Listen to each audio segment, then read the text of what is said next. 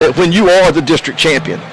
Yes, you know, Steve, every time I can remember being in the playoffs, I didn't really give a whole lot of consideration to it.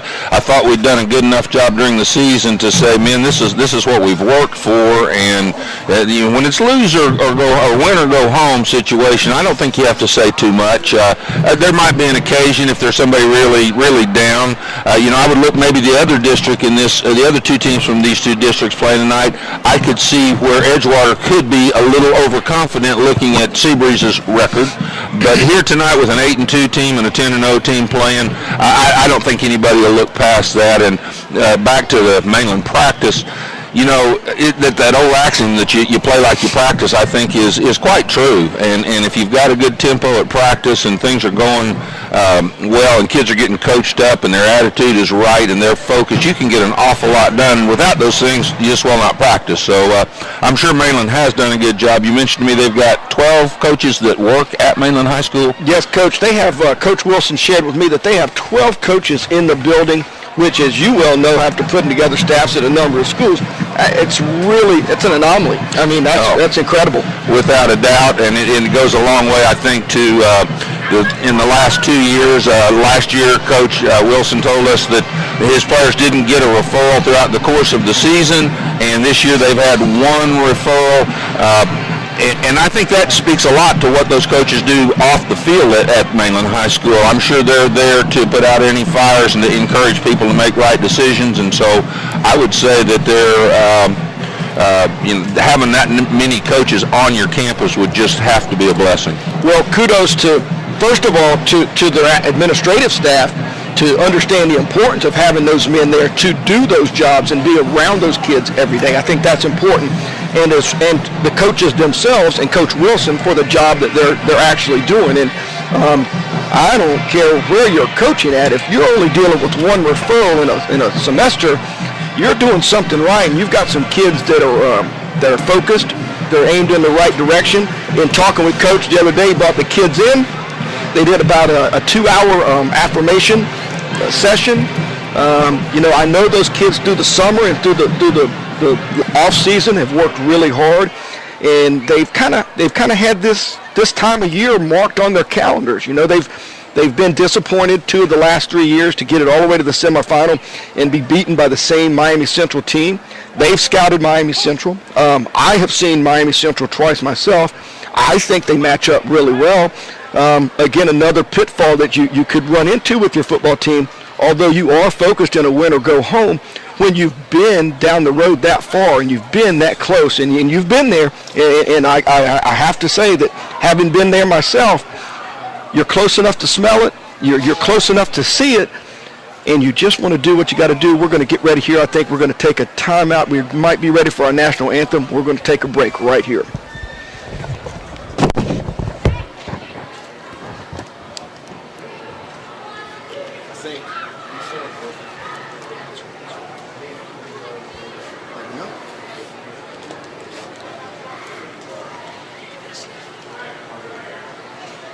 I didn't even know there was a clock here. You can't really see the clock that well over there. It gets a little skewed up over there when you... That's better.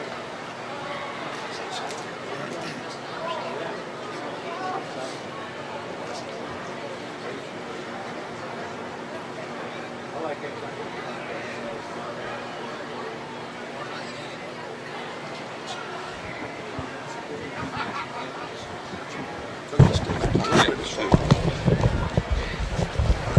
Hey, we're back after a short break here with Coach Yoakum. I'm Steve Allen.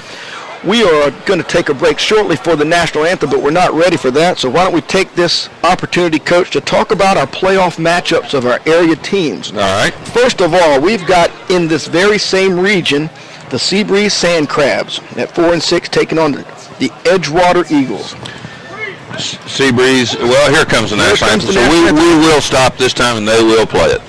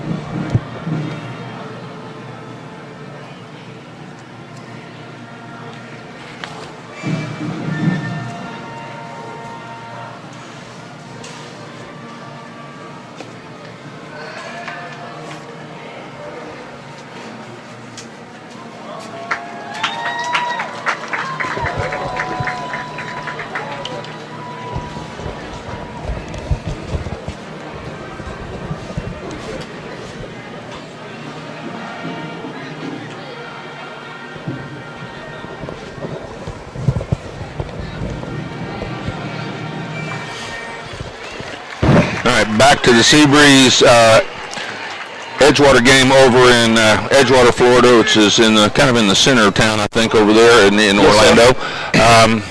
That football team over there has a very powerful offense, and we understand not a great defense. You never know. Scores are hard to, it's really hard to judge because you don't really know the level of the competition, but that's the best case scenario for SEABREEZE, is to play somebody that they have a chance to move the ball and score some. If they're playing against a really, really tough defense, I think it might be a little tougher for SEABREEZE, but we can hope that both Mainland and SEABREEZE can win tonight, and if they do, there'll be a rematch right here at Municipal Stadium a week from tonight. And I think that's an awesome setup where you got two teams that are long-time historic rivals who have an opportunity to come back and play each other. But Coach, I think we might be getting ahead of ourselves as we have the captains getting ready. I see we've got Tow Truck Harris, we've got A.J. Westbrook, we've got Kyle Oliver, and I believe we have also number 15 there. That is Will Collins. And Coach, Will Collins, just while we're on Will Collins, in the absence of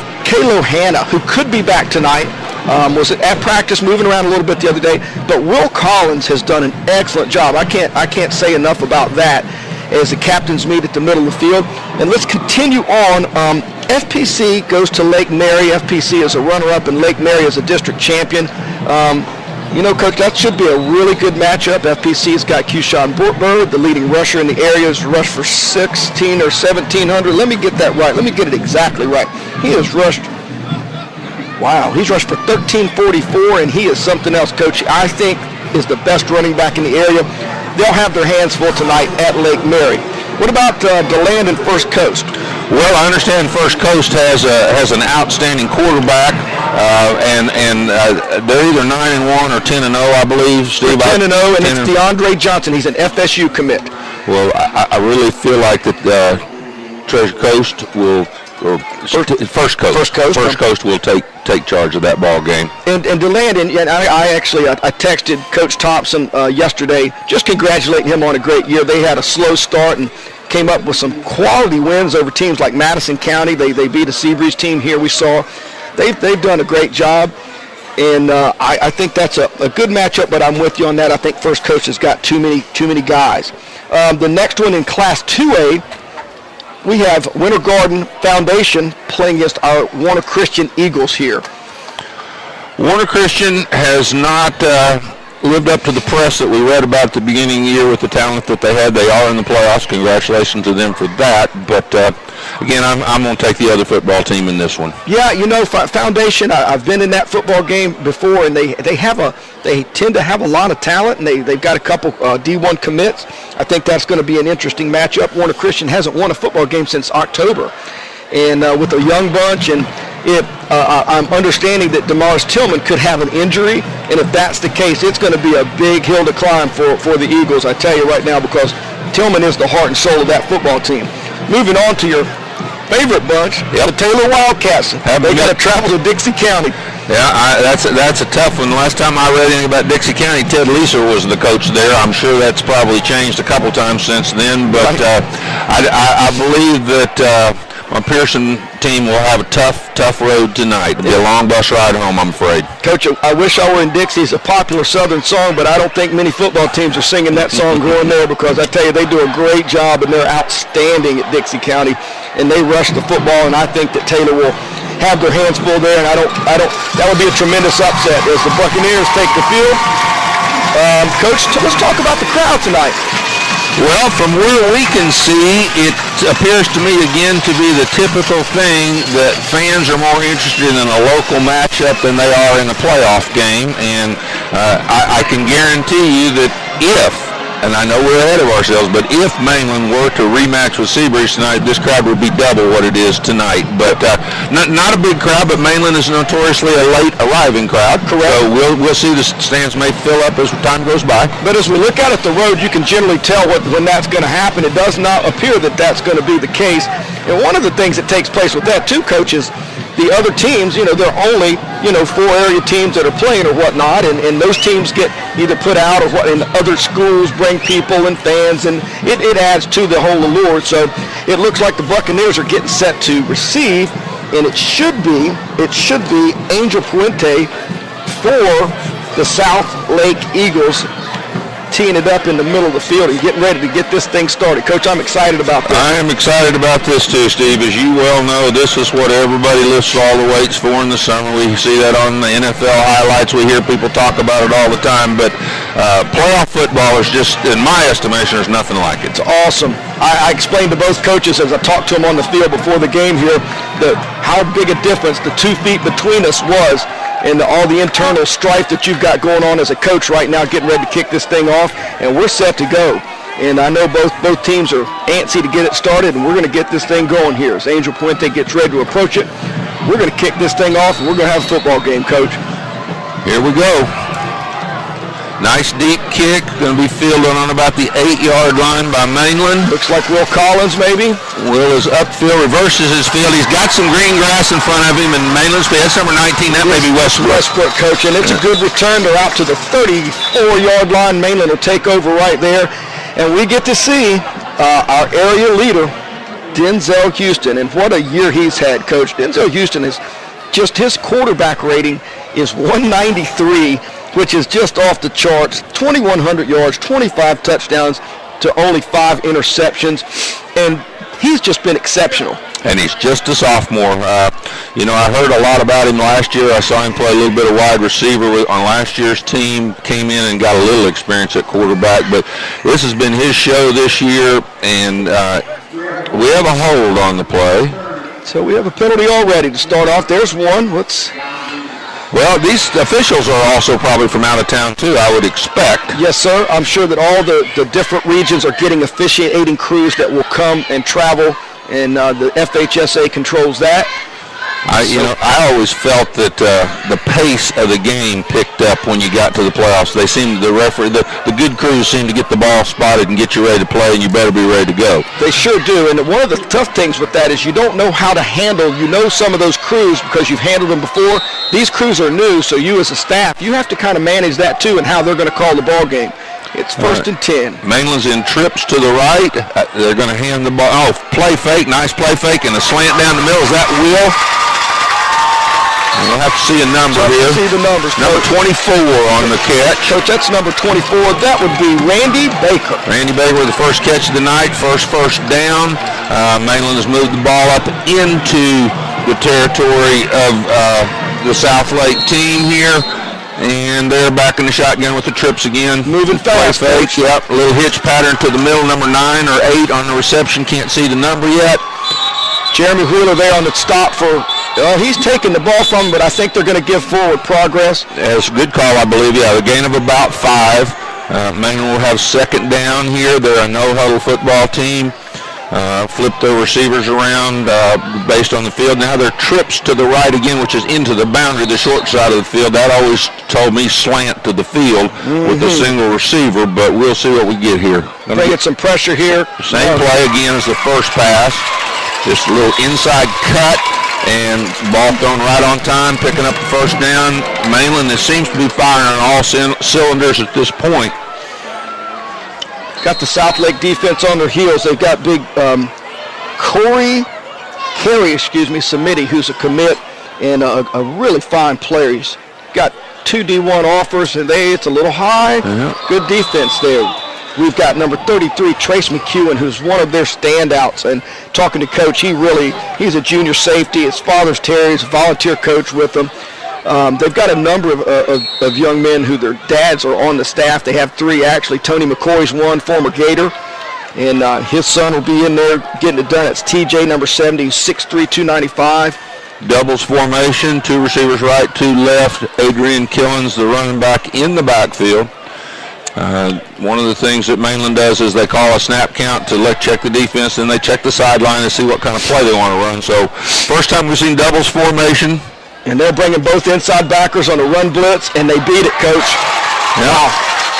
Yeah, they sure did. Killens just, somebody hit him about the line of scrimmage, but ended up making maybe a little over 9 yards. It's going to be short yardage for the first down here. Makes it tough on you if you're going to bring inside pressure and you don't make the tackle. Then the secondary's gotta be tacklers. Those safeties are within 5 yards of the line of scrimmage here, Coach, and I'm not sure this coverage.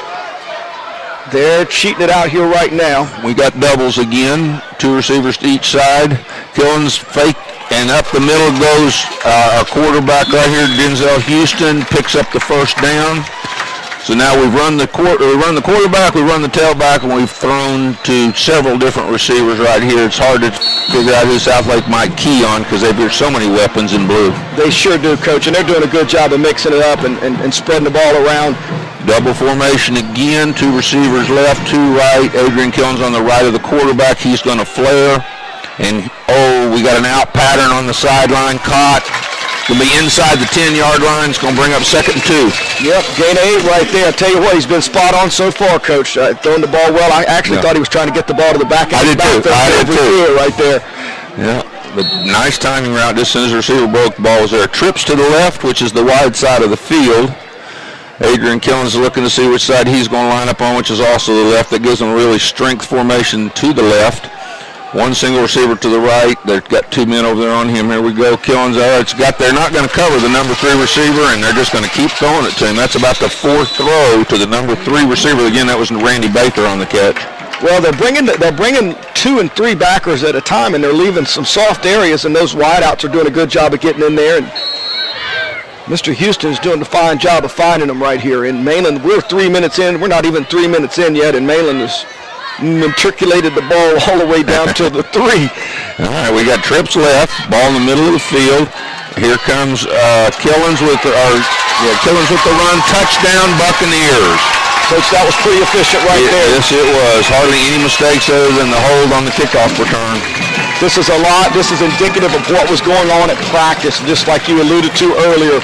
You know, you practice like you play. These guys have come out, they're firing on all cylinders, and they are getting it done. Mainland comes out in their muddle huddle. They've got 3 linemen and a receiver to the left and 3 to the right. Then they're going to shift in for their extra point. Pete Baudette in to kick. He's 33 for 34. Make it 34 for 35. And the Buccaneers are up with 9:17 left. It's 7-0, and just like that, Coach. Not even 3 minutes into the ball game, and the number 1 ranked team in the state is on the scoreboard. Well, we'll see now how Mainland's going to defend if we see DeVere from Southlake. We'll see what Mainland's plan is there. They typically bring their inside linebackers to try to bust up everything and try to mess up the timing.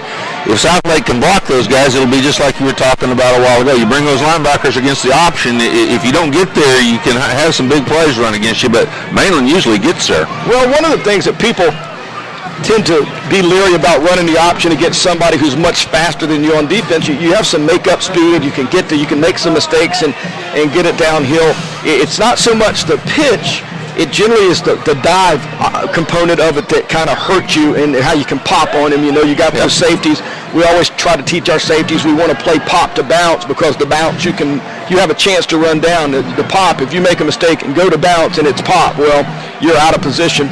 Pete Baudette's got it left hash, 40-yard line, set to kick it off. We've seen a variety of kickoffs from Mainland throughout the course of the year. We'll see what they choose to do tonight. Worked really hard on special teams the other day, Coach. They're going to let this ball get on the ground. There's McEwen, 33, sees a little seam, gets it up to the 26-yard line, and Nick Guidetti, the quarterback for Southlake, will take over there, and we're going to see what kind of plan the Southlake Eagles have for this vaunted Mainland defense that's only given up 13 second-half points in the entire year, and I guess that's how you become #1 in the state. They have really lived off their defense. Their offense seems to be clicking, but we'll see how the defense goes here.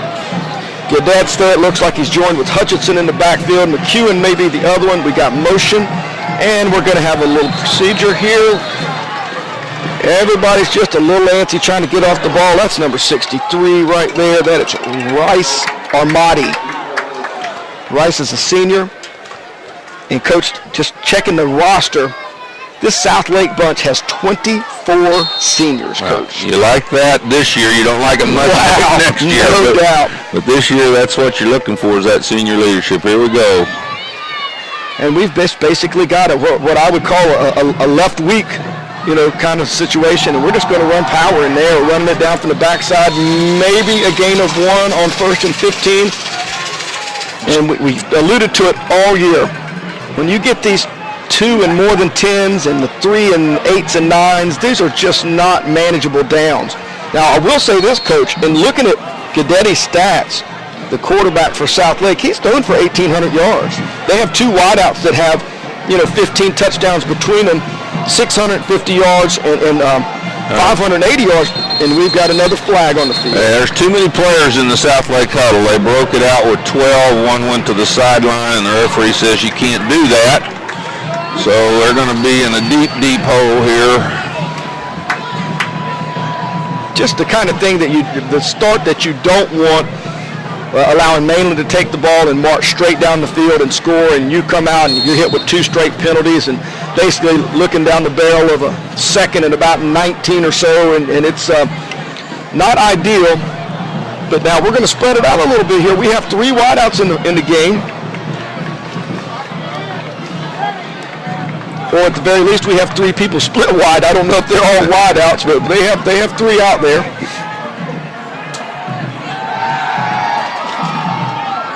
We're trying to throw a little bubble screen to the number 3 receiver. That's number 7, DJ Allen. DJ's 5'4", 147, Coach. I wondered if the South Lake team had weights on their program, because their offensive line does not look as big as some we've seen here this year. I've got 280, 280, 295, 280, and 290. Those are not the starters, but those are the biggest linemen that they have listed on their roster. Yeah, and I see big brother McCoy in there. He's got pretty good size. These guys are all seniors. They have 7 senior offensive linemen. Here's a little inside view. And the Mainland defense is there to corral it. And once again, we put ourselves in these situations, and just not manageable. And we're going to have a punt situation here. A scary time. I'm sure that the coach from South Lake, his heart is beating fast as Mainland sends 2 receivers deep. That's number 24, Randy Baker, and number 8. And number 8 is Wilford Taylor. Wilford has played a lot here in the absence of their injured wide receiver. Set to receive Brandon Walker's punt. Brandon's also a wideout. They get it off. It's going to get a good roll if it gets past him, and he collects it on the 41, and they've got a return here, Coach. Pretty good job of coverage there. South Lake does a nice job. Maybe 8 on the return, and Mainland's going to set up shop on the right hash on about their 49-yard line. That was kind of a middle return. Typically, you'll see Mainland's team and the defensive line, if you're watching the game tonight, watch them kind of peel out when they're returning the punts to set the wall. That's where the big hits come from. Watched them work really hard on their special teams the other day. They spent some time on it, and like I said, it was crisp, and a lot of teams give some lip service to special teams, but really don't treat it as they should. And I can tell you just from being out there that the Buccaneers were getting after it pretty good. Well, I think that probably is something that Bud Asher started there many years ago. All right, here we go. We got trips to the left here. 1 single back. That's Adrian Killens on the left. He takes the ball, and he's hit at the line of scrimmage for no gain. They were running it right into the teeth of the pressure there. Again, another inside linebacker blitz. These guys are, number 26. That's Justin Ford. Justin's a senior, 6'1", 186. And South Lake is showing pressure in a kind of a cover 1 look. Nice move by Killens at the line of scrimmage, and he's busted loose about a 20-yard gain. Going to be inside the 30-yard line at the 28, and first down. They are going to go fast again, and you don't need much of a crease for Mr. Killens to get to the house on you, and they were not far away right there. He can stop and start on a dime. He steps in there and then makes his cut. Certainly can. All right, we've got a whistle blowing. There's time to make sure that the chains are set. Yeah, we got a little technical difficulty over there. Mainland's moving so fast the chain gang can't keep up. Look like a confident football team tonight, Coach. They certainly do. They look well prepared and, as you said, confident, and that's so important. Great poise again by the two sophomores in the backfield, Killens and Houston. Area team's going to have to worry about them for the next 2 years, and they're class athletes, and I like the way they conduct themselves on the field as well. Absolutely, absolutely. And just spend a little time around them, they just trade themselves very well. Trips left again by Mainland. Killens on the left. He steps up to pass protect. It's going to be a deep ball, but Houston is going to use his dodging. Is he going to throw it, or is he's going to take off and run right here? And he made about a 4-yard gain on the run. He's down to the 25, maybe 24-yard line. Brings up second down and about 6. Chased out of bounds by number 44, Freddie Key there. South Lake, they're in a little bit of a man situation, which is scary. Once it breaks down, we got a bunch of backs to the ball. You can't find it. Yeah, and it looks like we're playing a little man-free right here, and we're going to bring at least one linebacker. Mainland in their double set. They've run more than they've thrown out of this, and we've got a flag on the field by the side judge, offsides on the defense. Yep, Hunter Howard was up in there jumping, and I think what he did is he made Kerry Samedi jump himself and try to time that pressure up.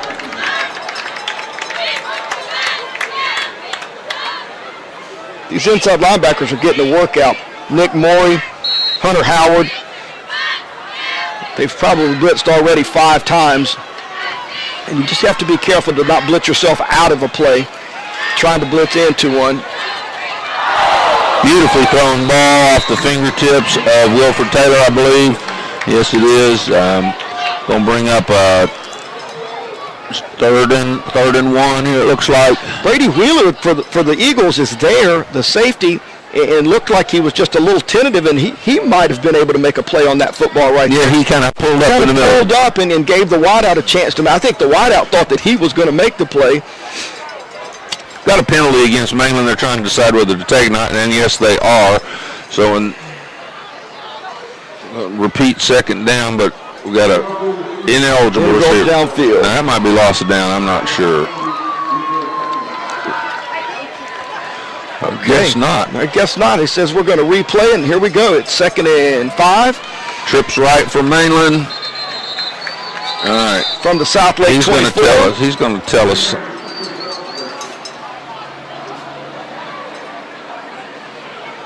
Water break. Oh, I see. The referee's telling them we're going to stop the clock and get a drink. Well, while they take a water break, we're also going to take a break. We'll be right back from Larry Kelly Field with the score 7-0. 6:12 remains. Mainland, South Lake. We'll be right back.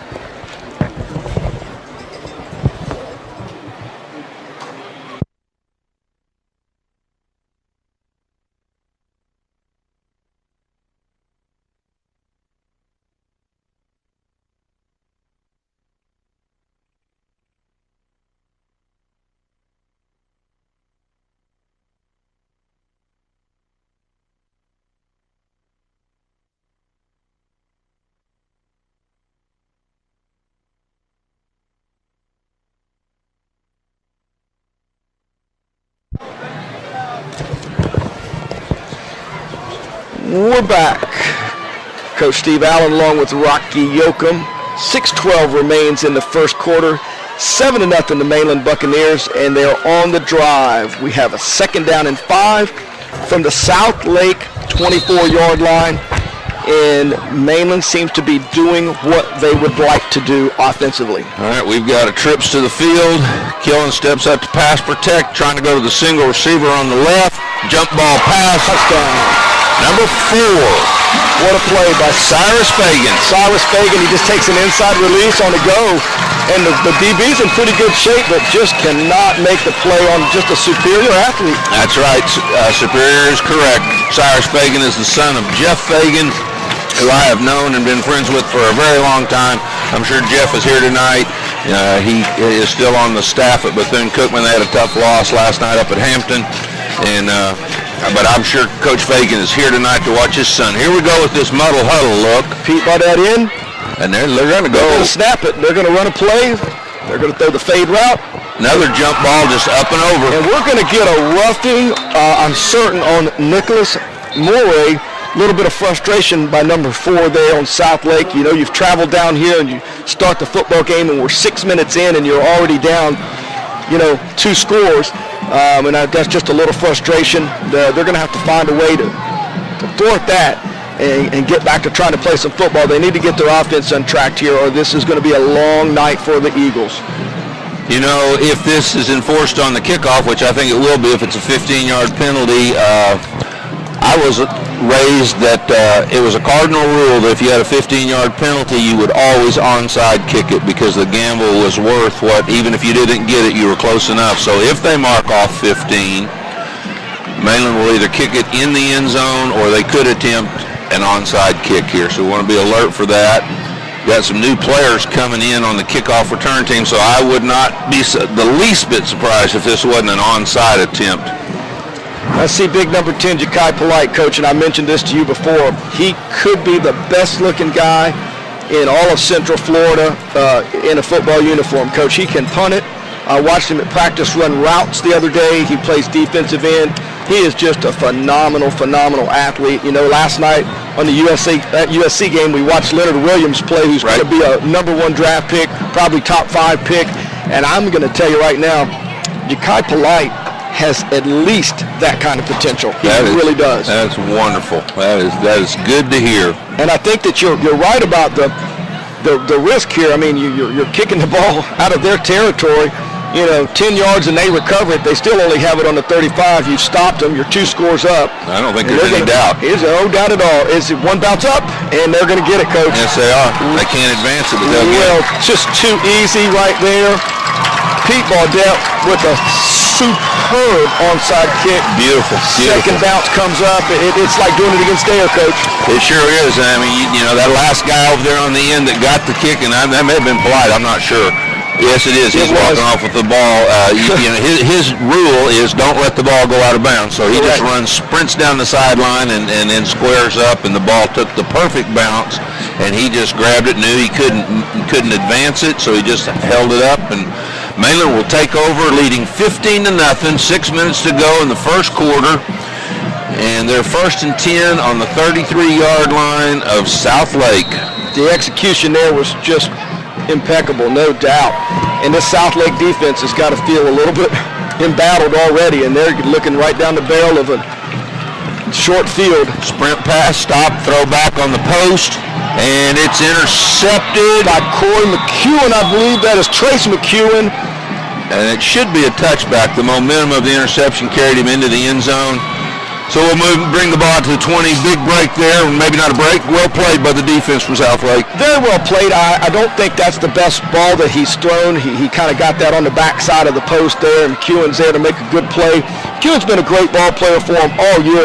He's got 5 TDs and 33 catches as an offensive player, and I think he's just one of those guys that have to take a lot of reps for this South Lake team and been a big part of their success. Coming back out in basically a twin-O kind of deal with the split-back veer, and they're eating up the dive, the quarterback, and the whole deal. There's no game, no place to go there. That was the outside veer, the tight end blocked down. If we had a chalkboard and some time, we could go over the veer for you. But the inside veer hits over the guard tackle spot, and the outside veer hits over the tight end spot, and you're hoping it confuses the defensive end, who usually has quarterback on the option, but no confusion there. No, Coach, you've got to be able to block them a little bit to run either veer, and they just ate it all up. There was nothing there. They were at the mesh point, and they just ate it alive. This Mainland defense it's something. There's something else, and we're going to throw the ball here. Oh, great. Oh, I thought it was a great throw. Gaddetti Looks to throw out here. It's a good-looking ball. He's trying to get the ball to McEwen on the stop route. Overthrows. We're going to be back into that 3-10 situation for Southlake, and this is just not the start that you want. Down 15-0. You get a good break, and you basically have yet to move the ball yard. Yeah, that was the Mike linebacker, Hamilton, that was clear over here on the out. Mainland just continues to have fast players year after year after year. He's their leading tackler, Coach. Oliver's done a good job over the last 2 weeks, but he's their leading tackler. Has done a great job. Sprint pass, pressure's on from the front side, from the back side, and from the middle, Coach. There's nowhere to go. This is going to be a punt situation for the Southlake Eagles. All right, and then once again, if you're watching tonight, when the ball snapped, just keep your eye on the defensive linemen here and see how they react. If you follow them, you're liable to end up seeing a big hit if they start to peel to the right or the left. 2 guys back again, Wilford Taylor, and I'm going to guess that's number 19, Arthur Westbrook, back with him, but I can't see for sure. Nice high punt. Brandon Walker's punt's going to be fielded off the first, off the second, third, fourth hop. Oh, it's kicked. It's mud. All right, here we go. And it's going to be Southlake on the 2, or maybe a touchdown. Oh, my goodness. My goodness, what we got? Well, they're trying to signal safety, and I don't think it's a safety. I think it'll either be a touchback. If Mainland recovered it, it'll be a touchback, I would guess. Yes, sir. They're signaling for touchback. Coach Oakham, that ball, that football play right there covered 80 yards of the football field. Sure did. It was bobbled, it was dropped, it was fumbled, it was kicked, and I believe that you are correct in your call. I think this should be a touchback. That will mean, if anybody makes a high school bloopers film, that play will be on it. That play will be on it. Southlake had their opportunities right there. They had an opportunity to recover it about the 2, and then it scored it out again into the end zone, and I really thought that they were going to be on it, and then the Mainland player who we could not see just got in there and just got to it. That is such a break for the Mainland Bucks right there. That's something Southlake really needed, something good to happen, and that could have been it, but it didn't, so the Buccaneers will take over. They're going to go trips to the right. Adrian Killens is right now lined up on the right side of the quarterback. He may move if they change the call. We'll see. Number 1 team in the state takes the football again, having already scored 15. More inside pressure from Southlake. Here comes Adrian Killens. Nice move outside. Good contain there by the corner. He made about 4. If you can hold Mainland to 4, you feel pretty good about that. That's Chris Freeman. Mark Woolham, the head coach for Southlake, coach, said that number 9, Chris Freeman, was his biggest surprise this year. He said he's played great for him. He's somebody they had to replace their secondary, and he said he's done a really nice job for him. Again, trips right, fake that same play, throw the little bubble screen right there. Southlake rallies to the ball, and they're going to bring up a 3rd down, see if they can stop the Bucks here. We got about a 3rd and a long 2.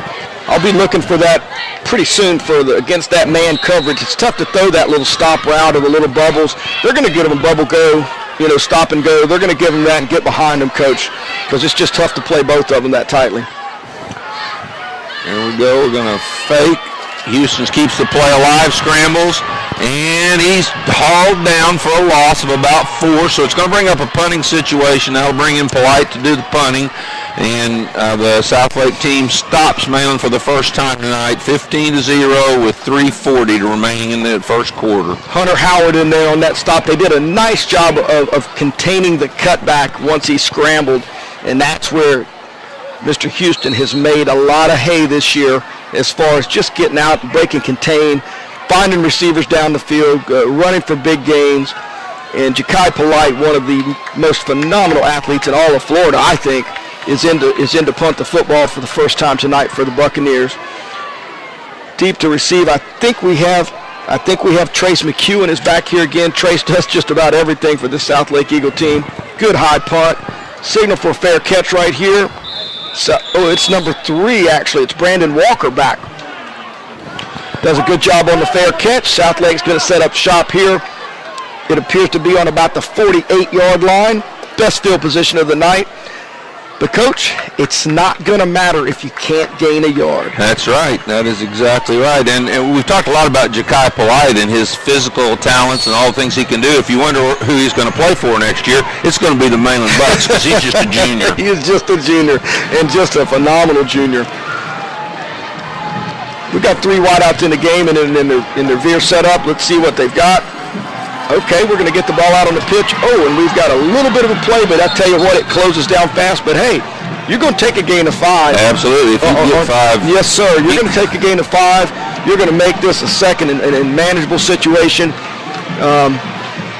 I think I could count on one hand the number of times I made yards running sideways against Mainland's defense. That just, you know, to me, it's quick hitters are the answer, but that, you know, that'll keep them honest at least. They know they got to have that guy assigned to the pitch to stay out there. So we'll see how that goes. Popular term these days, Coach, is population to the ball. Mainland does as good a job of that as anybody.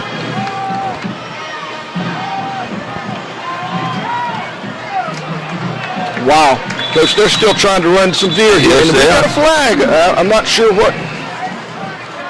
Side judge coming in. We're having a little conversation. As you folks are watching the game tonight, when they run that veer, you'll see the quarterback just take the ball and work right down the rumps of those offensive linemen, and nobody can get knocked back, or he can never get down the line to make the handoff. So they're a well-coached veer team, I can tell you that. Absolutely. It's just, you know, at some point the personnel's got to take over. Got a 5-yard penalty against Southlake here.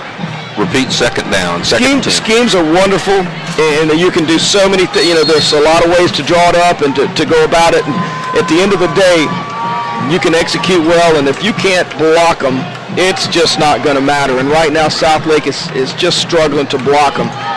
I think their 3 wideout set here is maybe their best option. Mainland's got into a little bit of a split look here with their 50 front, and we're going to throw the pop pass in the middle. McEwen with a great throw. It's a great throw and catch. It's a first down for Southlake. Just a little pop pass off the veer. You know, I guess it's a great call when they're in there crowding it up, and every time you put it in his belly, there's 4 guys there, and generally those linebackers are coming to help on that, so they can't support the secondary on the little seam route, or the dump, as we would call that. I don't know what you call that, Coach, but they're going to have to find some of those ways to move the football. You know, it appears that on this drive, Southlake kind of is getting their sea legs back here a little bit. They were shocked early in the ball game, but this drive has been a nice, consistent drive of run and pass. Had they gotten the fumble and maybe gotten something there, it could be a completely different gig. But they're going to have to finish this. You know, getting first down sometimes feels like an accomplishment against this defense. Going to have a delay. Going to have a delay, and you just can't. You can't do it. And Coach, I would wager to say that they don't have 7 plays. Right. You know what I mean? And yep. You'd like to think that you could find one of those 7, get that call in the game. We're going to wave that off. Had a flag on the field. Well, the flag was for delay of game. Yep. It must have got a timeout. Someone must have called it. Yep, they must have got it ahead of time. And you don't know with that rule of the coach being able to call it to the side judge over there. You don't always see that as you're focused on the action that's going on in the middle of the field. Each team's going to take a break and talk with their coaches. While we do that, Coach, was 1:44 left in the first quarter. It's 15-0 Mainland. We don't have any updates as yet on any of our other playoff games, as we do have a number of teams that are involved in the playoffs. I'd like to think that 2 or 3 of our teams in the area could advance, but, you know, that's why we play the game. That's exactly right. We've got 1st and 10 here for Southlake.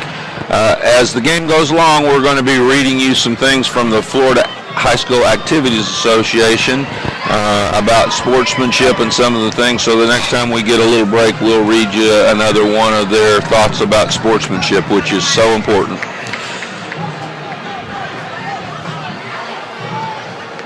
Southlake back to work here. 1st and 10 from the 40-yard line of Mainland. Nick Gadetti surveys the field. We've got a little motion. Change the formation a bit. They're going to throw it, Coach. It's a little halfback pass. Look, nobody was open. He broke. Oh, if he could have kept his feet, could have gone on down the sideline. You're right. It was halfback pass. Mainland was not fooled. Brandon Walker, number 3. They just motioned over there like they were going to overload it, and they tried to throw. I did not see downfield if he had a man open, but Brandon Walker had no chance. It's just everything happens so fast. against this Buccaneer defense. You've got to get it done right now, because the longer it takes to develop, the more people that are going to be around the guy with that brown thing. You're so right. All right, here we go. 2nd and 10. Got Walker and DJ Allen split to the left. Guidetti's joined by Hutchison. And we're going to throw he's got him, Coach. If he catches it, yes, he had him open. Walker. Good, pretty nice ball. Walker kind of got twisted around there a little bit. I think he was late in finding it, Coach. Yep. He was just late in finding it. It was a great throw by Guidetti. Again, you can't have a kid that's thrown for 1,800 yards in a veer type offense. They've made some plays through the air, obviously. Yeah, and a good speed there, because that receiver was behind the Mainland corner, and you don't see that very often. Coach, you really don't, and that's a great point. You know, that there's just a handful of times we've seen, even with American Heritage, which that was the only offense that they really had, was to throw the ball deep. With the great talent they had, they didn't get behind these guys. Got to play here, Coach. Yeah, sure do. Nice read by the quarterback. He kept it. It could have been a face mask. It looks like it's not going to be called. It's going to bring up 4th and down. I believe it's 4-down territory here for South Lake. Yeah, I don't know why it wouldn't be. You're outside of field goal range here, and they're coming to the line of scrimmage. They've got one for it. Again, they break the huddle with Hutchison and looks like Brain in the back with him, 22. Yep. Making a call. They're going to throw the football. Oh, it throws the stop route. Backside, nice catch. Backside shoulder, Coach. That's good football right there. That is. Well, you're not 8-2 without being able to do some things pretty good, and that was pretty good right there. Yeah. Coach Willem's daddy played quarterback for Kentucky in the 50s. He is a Kentucky guy. He's from Pikeville, which is right across the line from Virginia there, and he's not far from where I'm from. And Kentucky's got a long history of throwing that thing around. And I think Coach Willem, who's also his brother, was the head coach at Union College. So he spent time there. He worked with Bud O'Hara at East Ridge for 8 years, and got a little toss play. They're trying to get it outside. They may get 1 or 2. I can't really see here. Looks like the ball's going to be on about the 15-yard line. Speaking of Bud O'Hara, he was the head coach at Madison County when I took the team up there years ago. Didn't know that. Yeah. Bud O'Hara's a fine football coach. Really good football coach. When Coach Willem was with him, he said he had some buddies that tried to tell him he was making a lateral move. Said he went over there with them. He said all they did was win 34 consecutive regular season ball games, and Bud O'Hara did quite a good job at East Ridge. All right, folks, FHSAA Sportsmanship Promo. Sportsmanship is having pride in your school, your team, and yourself. Sportsmanship is respect for the game and those who play it. The Florida High School Athletic Association reminds you to take on the responsibility of good sportsmanship. Play strong, play hard, play fair. This message is provided by this station and the FHSAA. Quite an undertaking by the FHSAA, these playoffs. You know, my goodness, yes, 8 classes now. I've seen that grow from, I believe there might have been 5 when I first moved to Florida 30 years ago, and only the district champions won. I think one of the biggest pluses that they did was to let the runner-ups advance in the playoffs. Absolutely, and I think it's a good rule. I mean, I think that it's money-driven to a certain extent, and there's some revenue there. But what it also does is a participation component to it. Well, it just keeps your keeps your hopes up. Mm-hmm. If you say my main purpose is to go to the state playoffs, and in the second week of the season you already see that's done, but when you can fight for that runner-up job, that keeps everybody's hopes up. So here we go. We're starting the second quarter. It's 2nd down from the 15-yard line. 2nd and about 5. I formation for the first time. Walker and McEwen split left. They're the 2 main receivers. And I tell you what, they continue to try to get the football outside. And I understand that you have to try to get the football outside a little bit to keep them honest. I just don't see them making a living doing that. This is a defensive lineman, Kevin McCrary, running that down from the inside. And you're going to have to slow them down a little bit to get it there. It's awfully tough against quite an athletic team. Yeah. We just took all the plays that went sideways and just marked them off the board when we started to play. Sometimes I called them later on because there was nothing. The inside plays weren't working either. But right, and that's what a great group of defenders can do to you. When you look inside there and you got Walker, McCrary, Polite, and Brunson, that is pretty sporty, I will tell you. And then when you take Hamilton and Oliver, line them up behind, and that great group of secondary, who are all Division I type players. We got a fade route, coach. He's got to play here. Boy, what a nice ball. Man, I'd like to see him put both hands on it, but nice throw. It was a great throw. It's the second one of those he's done. Again, Nick Guidetti is 5'10", 150. He's a senior, one of 24 seniors on this football team. So South Lake will probably be back to that kind of a rebuild kind of deal next year. They have 24 seniors, 12 juniors, 2 sophomores, and 1 freshman. Wow. That they have listed on their roster tonight. I look for Evans and Hutchison to be in the backfield with Guidetti. Oh, we got a tight end in the football game. Pop pass again. Oh, we're going to get a penalty here, and there was really no reason for the defender to put his hands on the back. Nope. And they're going to get him with that. That's number 4. They're trying to get the ball to Nicholas Moray. It's 5'10", 212-pound senior. Well, ever since that punt that was pushed all over the field and finally into the end zone, since that time, South Lake has held their own defensively and on offense as we move into 11 minutes here to go in the second quarter. And you made the point, Coach. You don't win 8 of 10 of your football games and not have done some good things and had some confidence and some good things that have happened to you through the year. And I think you're right. I think they're just now realizing that this group is not.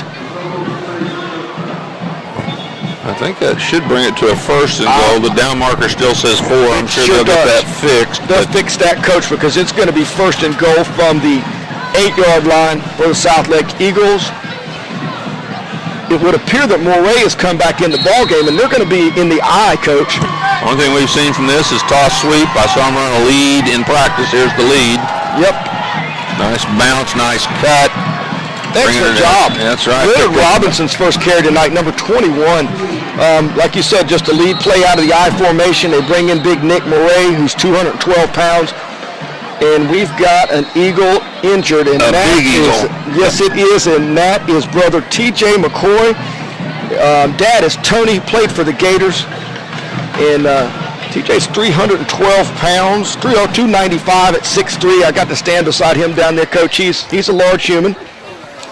He is a large human, and he nicked up, but he's running off the field. Looks like he's going to be okay. Yeah, he'll be back. His daddy won't allow it. I don't think he will. All right, here we go. They've come down. They've decided this eye's the way to go down here inside the 20. Hutchison and Moray line up behind Guidetti. And we got a slow snap. They're running ISO, and it is just hammered for no gain. We'll bring up a 3rd and goal here. It'd be a big decision to make if they don't score here. I would think they'd go ahead and go for it down 15. But we've got 3rd down to run first.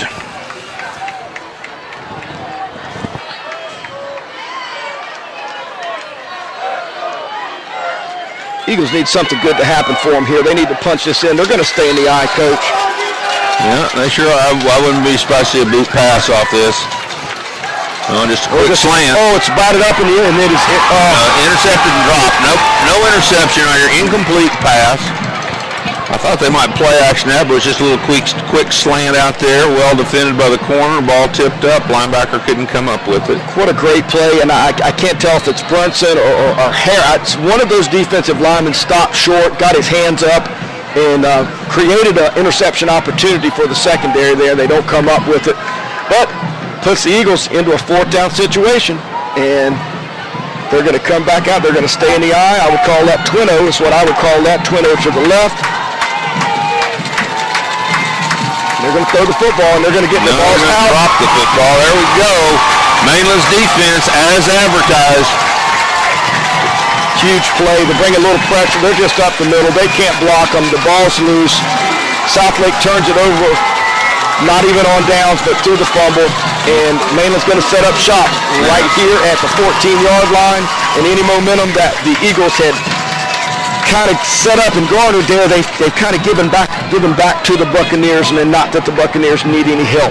No, they do not, and that will be up to the South Lake defense to see if they can hold Mainland down here in this end of the field and See if they can get the ball back for South Lake. Mainland is going to come out with the one wide receiver on each side. Looks like we're going to have trips to the left. Adrian Killens on the right of the quarterback. And we've got a tight end this time, so we've got tight end and 2 wide receivers left. Killens on the cut, one cut upfield, and makes about 12. Lightning, Coach. He's lightning. You coach a lot of players, and the way I coached that was just tell him make one cut and live with it. And boy, he does. He just goes when he sees some daylight. He plants his foot and gets upfield. The good ones all look like they're running on a rail. Yep. They just look like they're just running on a rail. Again, the tight end speed option to the right. Pitch well covered there by South Lake. We're going to have a loss of yardage here. It's going to bring up a second down from the 22-yard line, it looks like. 26, Justin Ford getting out there on the pursuit. Nobody fooled there.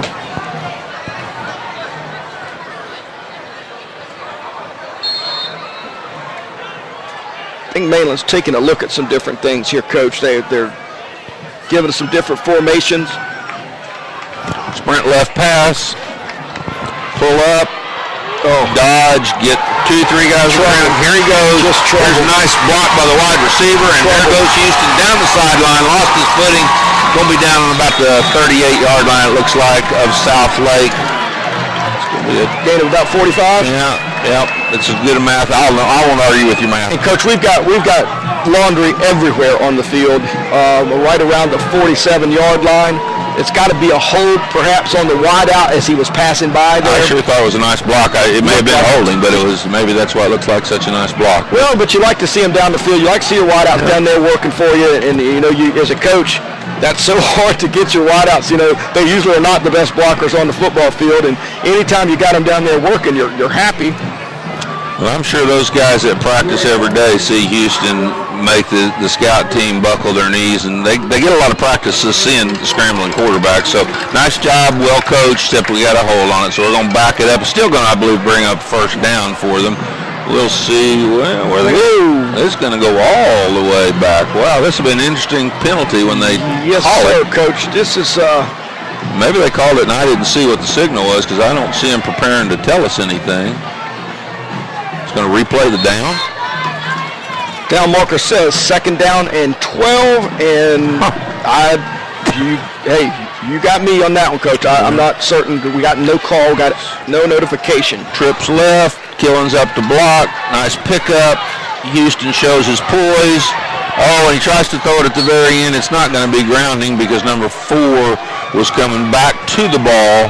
And so it will not be a grounding, just be an incomplete pass. Coach, that's Nick Moray again, and Nick Moray has been in at fullback, and now he's doing a good job of pressuring the quarterback, playing some snaps along with Hunter Howard in the inside there, 51 as well, and Justin Morgan. They number 6 doing a good job. Hunter Howard, as we've heard his name a number of times. I just got to believe they're going to attack this Eagle secondary. Deep ball thrown by Houston. Nice interception made. That is Trace McEwen, Coach, his second of the night. Trace McEwen has, again, been one of the centerpieces of their success, and you can see why. Absolutely. Good, just a knack for the ball, great position, go up and get it at his highest point, all those things that you try to coach, and he can do them. Well, I really felt like they were going to try to attack the secondary, and really the only thing they've kind of done is just kind of released them down the field and kind of thrown it deep, to be honest. The patience and the pace that we had in the first 2 series through the Mainland offense has kind of gone out the window a little bit as South Lake's had a little success. Coming back out in their split backs, tight end in the ball game. Oh, they're trying to run lead or ISO, and let me tell you, it's tough sledding in there. Yes, it is, yeah. And I'm seeing big number 79, Dedrick Mack, 6'2", 280 for the South Lake. I'm seeing him 2 yards in the backfield on an ISO play. That's probably not going to be a good thing. No, it's not, and they do such a good job of getting up the field, and yet they're able to squeeze and tackle dives on the veer. So they can. That Mainland defense is it's an outstanding unit. And it's formidable, Coach, no question. And we've got a flag. Got a late flag here. See what we got. Coach, it looked like maybe T.J. McCoy might have said something there. I'm not sure if he picked the ball up. It's a 5-yard penalty so far. Not sure either. Coach, I think he picked the ball up. Delay a game. The linebacker pointing at him. Oh, I'm missing the referee signals on these. I'm going to have to pay better attention. They're doing it fast, Coach, and that's a great thing, right? It is a great thing. 8:01 remains. Pop pass again. We're holding him, and it's a great. Coach, I'm going to tell you right now. If that was interference on the 3, that was definitely interference. That right there could get you charges in the real world right there, because they are all over. They mugged him. They are all over number 15, Alex Gonzalez. And Alex is a pretty big target at 6'3", 205, and he's got people draped all over him. Great job by Guidetti to get that ball out and put it in a place where his guys got a chance to make a play on it, and very surprised we had no call there. Number 3, Brandon Walker made some plays tonight, split left, and we're going to throw the football on the screen here. Screen to 24, and it is going to close down fast. Number 24, Charles Hutchison, is just swallowed up by the Mainland defense. Nowhere to go. Nowhere to go, Coach. We'll bring up 4th down. Going to bring up a punting situation, I would think. Here they come. Here comes the Southlake punt squad. This time we've got number 15, Will Collins, deep, along with number 8, Wilford Taylor. You got to like, Coach, the same guy that punts it for Brandon Walker, number 3, same guy that punts it, returns the punts for him. And we got hard pressure. Oof, and they got pressure, and it's got poor kick. It's going to go backwards. Yeah, it took a good, as Coach Gahagan would say, it took a punter's bounce. Punter's bounce. It's still only going to be about a 23-yard punt. Mainland will set up shop. 1st and 10 on their 40-yard line. 7:01 remains. 15-0 for the home standing Buccaneers. We're going to take a break right here while they get the ball set. We'll be right back.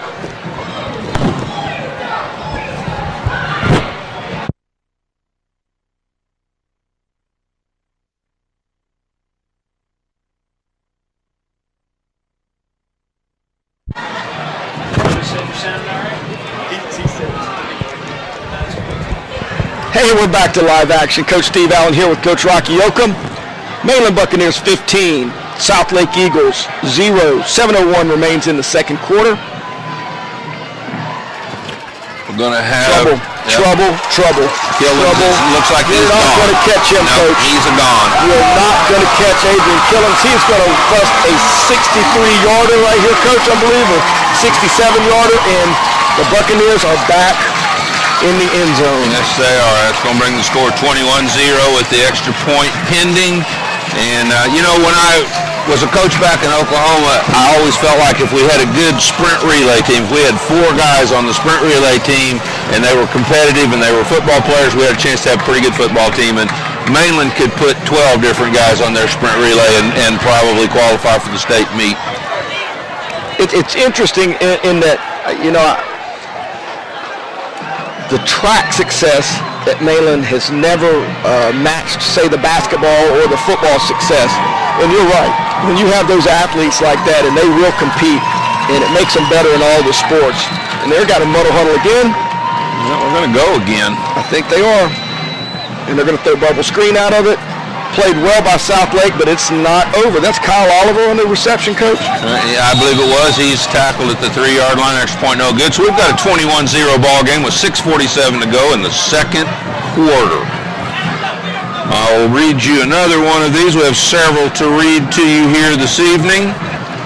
Once again, on the subject of sportsmanship, tonight's game in the FHSAA 2014 Class 6A Football Championships is sponsored by the Florida High School Athletic Association.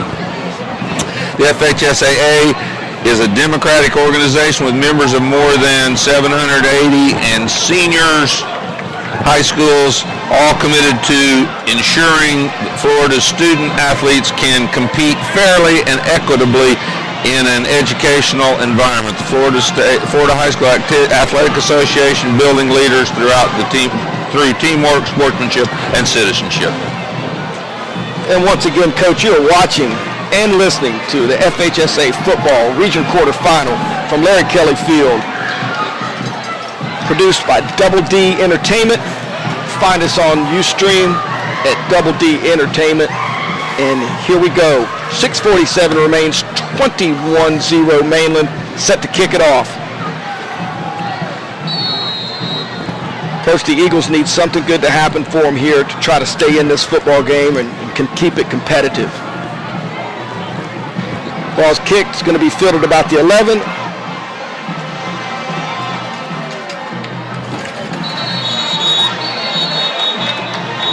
That's one of those deals. You got to be careful coming in late and jumping over top on the pile. You like to see the aggressiveness, but the officials generally are going to guard the safety of the athletes. And looks like Southlake will take over on the 26-yard line, 1st and 10. Nate Anderson, great job right there. SEABREEZE is down 21-7. We just got an update in the first half. Edgewater 21, SEABREEZE 0. 3 wide receivers, split backs in the backfield. Got a loaded up box 7 there, the 8th one looming. They throw the stop route, incomplete. Would appear to be number 21 perhaps. Leonard Robinson can't come up with the play, or is that 11? Nick threw it, so I tell you what, he throws a good ball, Coach. I'm impressed with Nick. The offense doesn't lend itself to being real intricate in your pass game. No, you have to spend so much time on the option that you don't have time to work on the passing game. That's usually the reason. Really good point there, Coach. And if you just look at the bodies that Mainland's lining up inside, they're just beating those guys up. We got a little screen. We're going to get a hold, and really didn't need one because it was a screen outside, trying to get the ball out here to Kevin Evans, another senior. And you're trying to get it out quick in the screen type situation, and it looks like we're going to get a hold in the area of a hold. It is a hold, and just doesn't seem to be any reason to hold in that situation. No. You want to block long enough to make sure that the quarterback can get the ball off, but you don't want to grab anybody on one of those kind of plays, that's for sure. Got a beautiful night here. I would say the temperature's probably low 50s. I would say you're right, and it is a beautiful night. We have a great vantage point here that Double D Productions has set up for us. Great fresh air. We're kind of like we're in the crowd. I love it out here. You get a feel for the game instead of being locked up in the box upstairs. So you can kind of feel the electricity in the air down here. I like it. Absolutely. It's playoff football. Everybody should be excited.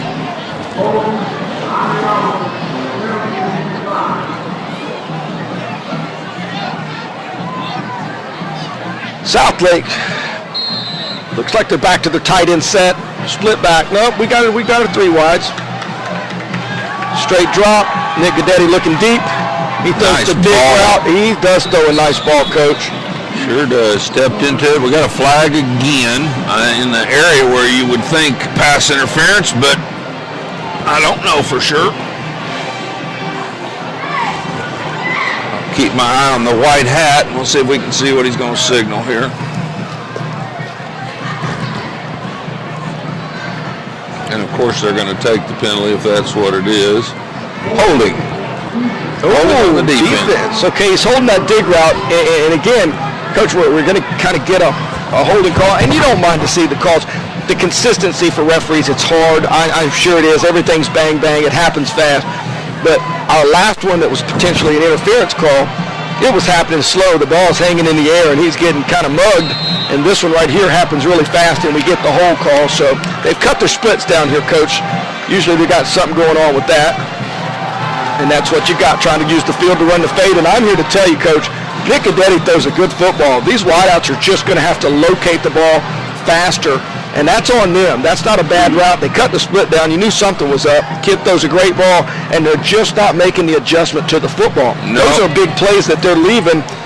And they can't afford to do that you tonight. Can't leave them out there. You've got to make every big play opportunity that you get against a great defense.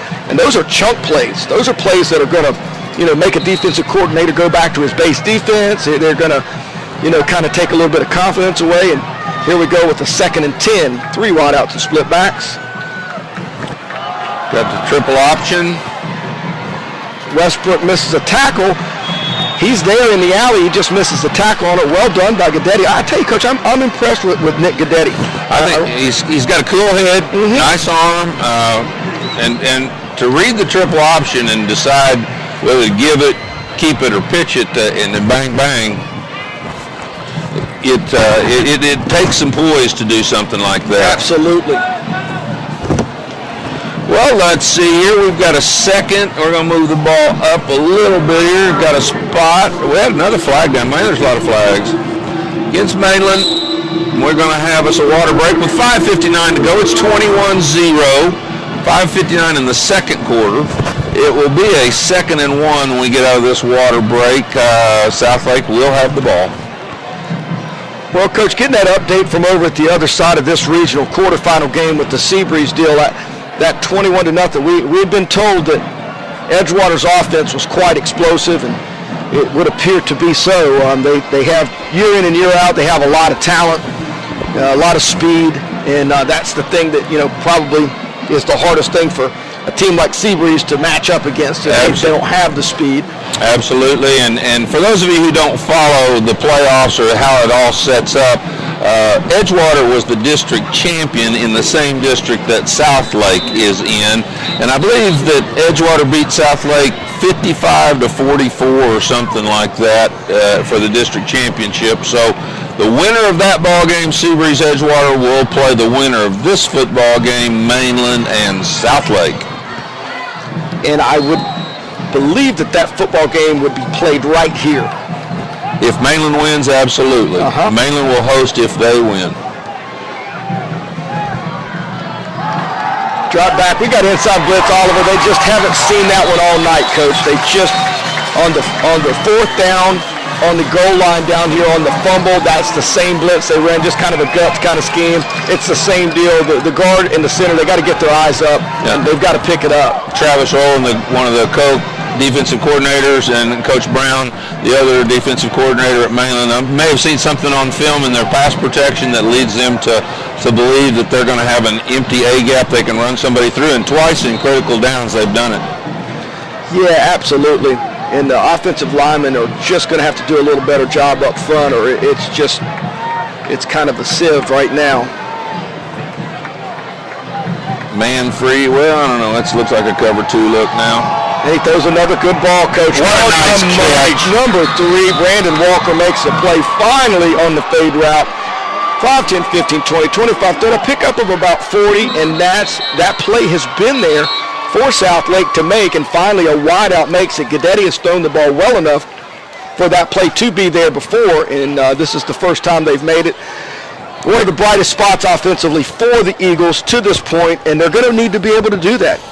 Anybody that's going to play Mainland is going to have to do that. They're going to have to take their shots. Randy Baker was on the coverage there. He came out of the game, was slow getting up, so got a new defensive back in here at right corner.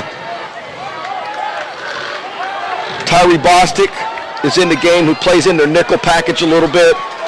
Now they're going to try to get it outside, but you have to block Ja'Kai Polite. And horse collar, face mask perhaps, Coach? I'm going to guess horse collar. I didn't see face mask, but you never know. We got a personal foul, face mask. Just because I didn't see it doesn't mean it didn't happen.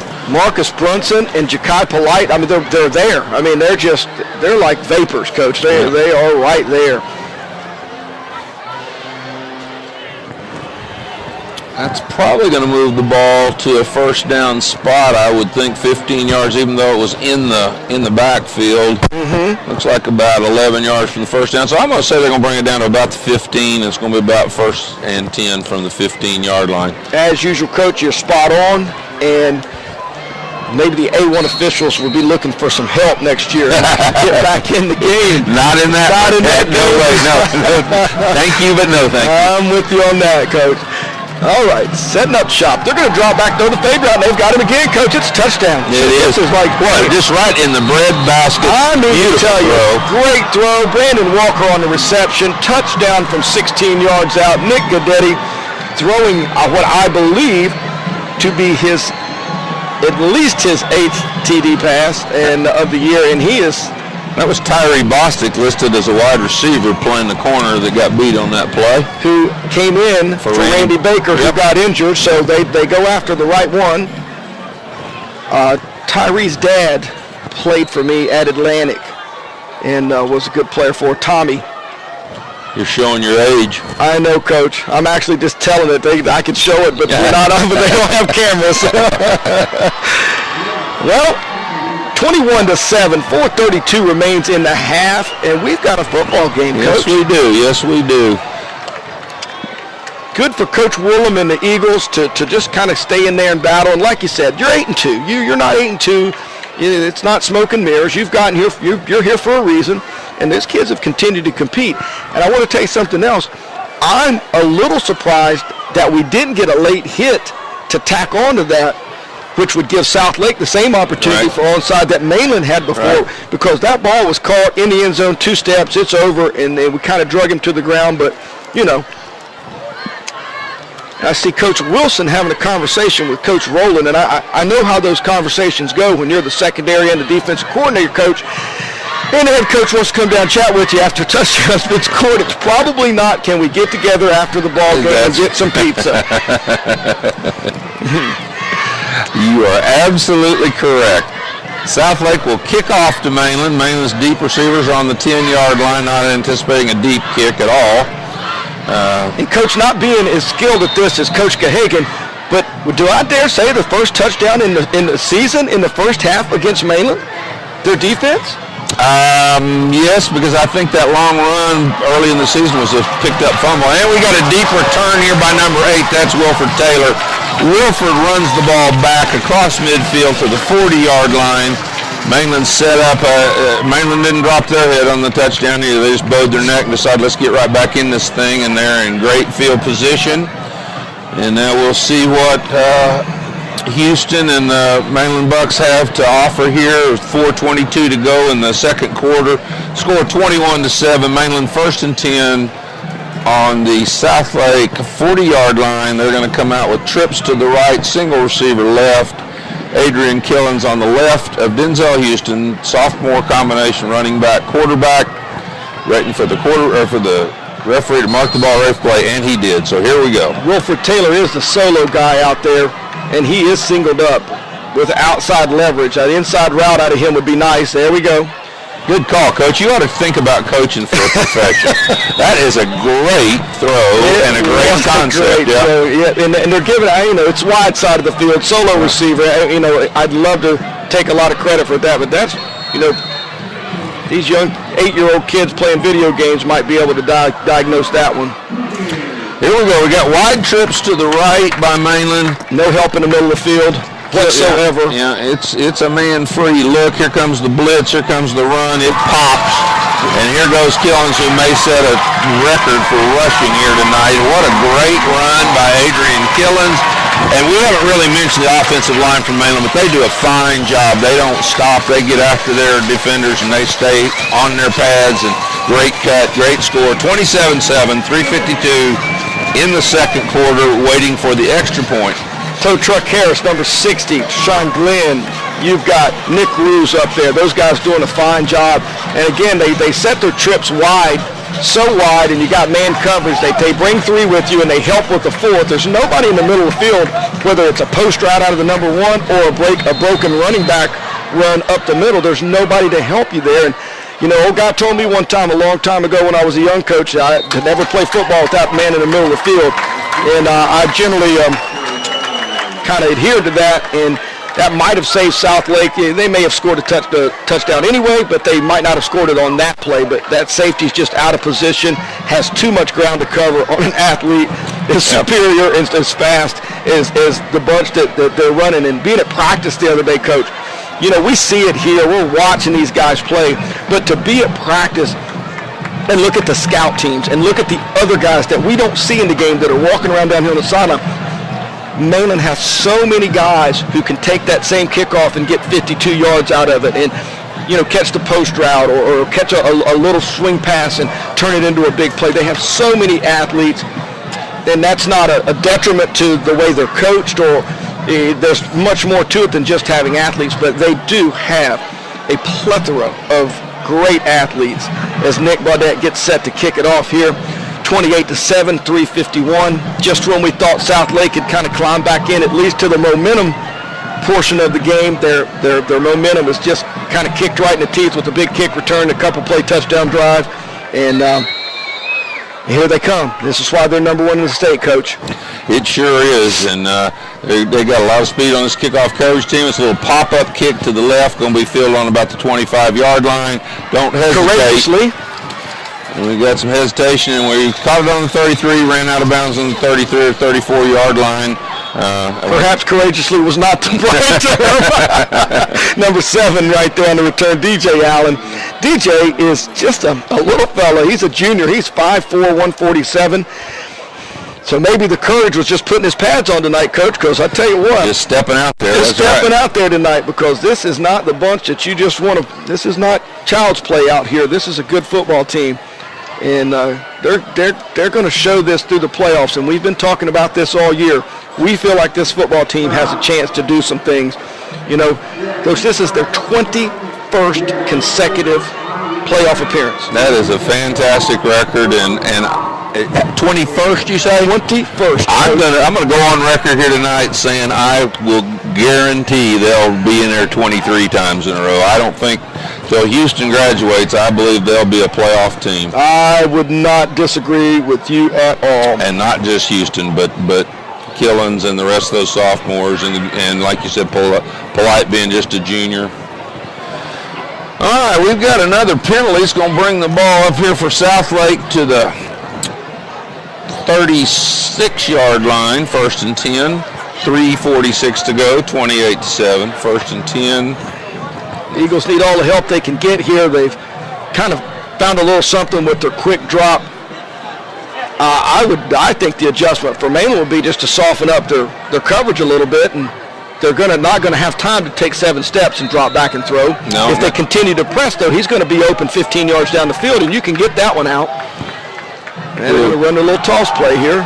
And Coach, they got a little something here. That's 5 yards. We'll take that, running it into the boundary.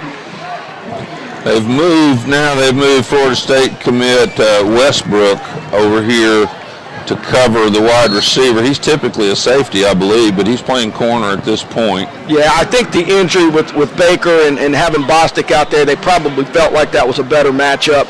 And he's staying on either on the wide field or he's following Walker. And we have Walker's come both times this way. We're not sure. But they're going to try to take that. They're going to try to take that away, as they've seen that number 3 is the go-to guy on the fade route. Here comes the inside linebacker pressure. They're just showing it, and he drops the ball. It had all the effect it needed to have, Coach. Yeah, we got a flag thrown in there, I think, but maybe it was just a shoe or something that came off. I'm not sure what it was. Coach, that's the first mistake Nick Gadetti's made tonight. They sugared the linebackers in there on the pressure. They haven't picked up all night. He got a little jittery, came out from under a little early, laid it on the ground. Mainland recovers. 2:56 left, 28-7.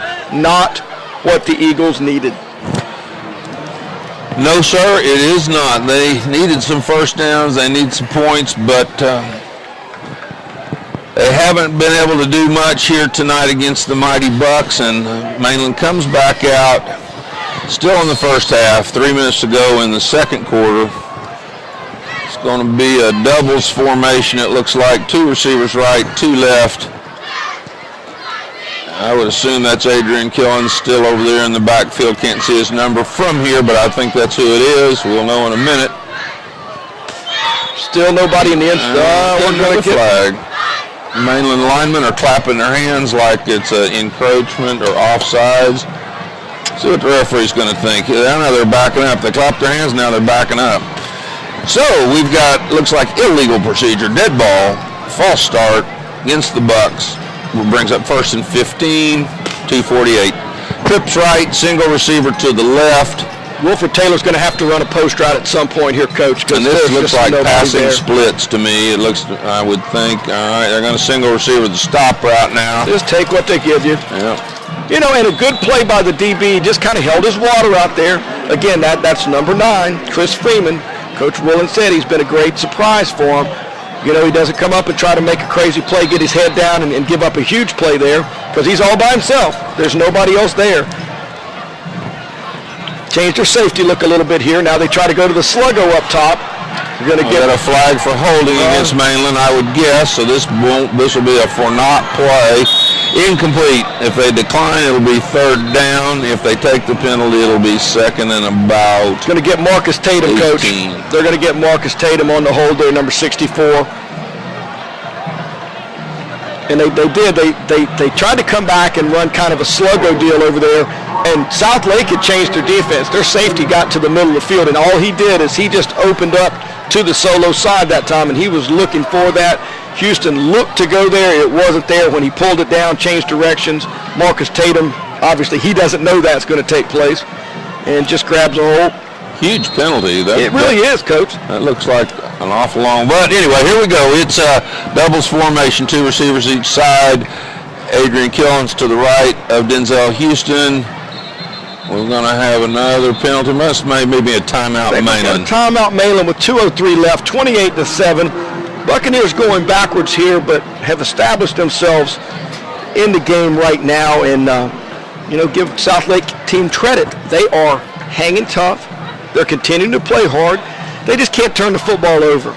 And no, you can't. On the other side of it all as well, we've got 28 points on the board for Mainland, and Mainland has thrown the ball to them twice. That's right. That's right. Mainland is always just one snap away from taking it to the house, and, you could never relax. Absolutely. If this was 28-7 the other way, I still think Mainland be in the ball game. I would not disagree with that, Coach. Just too many weapons, and things happen too fast. Their big play potential is it's unmatched in our area. Yeah, absolutely. Has been for years. Mm-hmm. And you combine that with the fact that there were not getting any referrals, which means we're being good citizens at school, and as you said, good practice players. Those things all lead to being ranked #1 in the state. Yeah.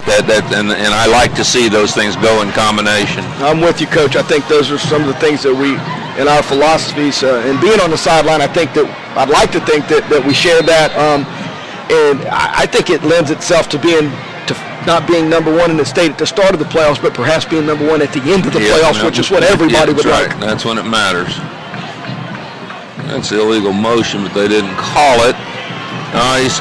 Houston's calling for help. He uses the referee, makes the throw to Killens, and we're going to gain about 2 yards, but it's still going to bring up a 3rd and about 22. And honestly, a great 2-yard game. Yep. A 2-yard game that many quarterbacks out there cannot. That's a throwaway and you're back to the line of scrimmage, or even maybe a sack. It's just fun to watch Houston with his poise of being under duress, but yet I can take the time to tell you to get open and where I'd like for you to get open. Move right, so and I'll come on over there to you. No question. Mainland into doubles set again here. It's 3rd down to about 22. Mainland looks like they're going to take another timeout. And as you've said many times, Coach Allen, you cannot take these first half timeouts with you. They do not carry over, and you just as well use them up here with 1:21 to go. It's 28-7 Mainland. They want to make sure they're in the right play here, because if they're not successful, they'll have to punt the football. Yeah, and with 1:21 left, maybe not in the result of the game, but it's when it is kind of decided at 35-7 at halftime it's pretty much insurmountable for a split back veer team. Ja'Kai Polite has oozed himself on into the offensive huddle here, and as the coach talks, he turns and looks at Polite, and he looks at the rest of the players, and he turns back and looks at Polite. So I'm thinking Polite may have something to do with what's fixing to happen here on this 3rd down play. It's a good observation, Coach. Another good observation is he oozed into the huddle, because at 6'5", 242, he cannot sneak into the huddle. No.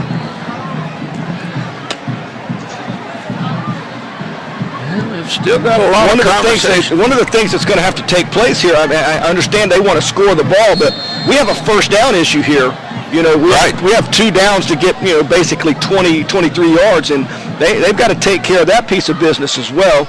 Now, they've got Polite going wide field as what I would call the X receiver, and there's not covered up over here. 26 and 27, Ford and Walters go over to cover up,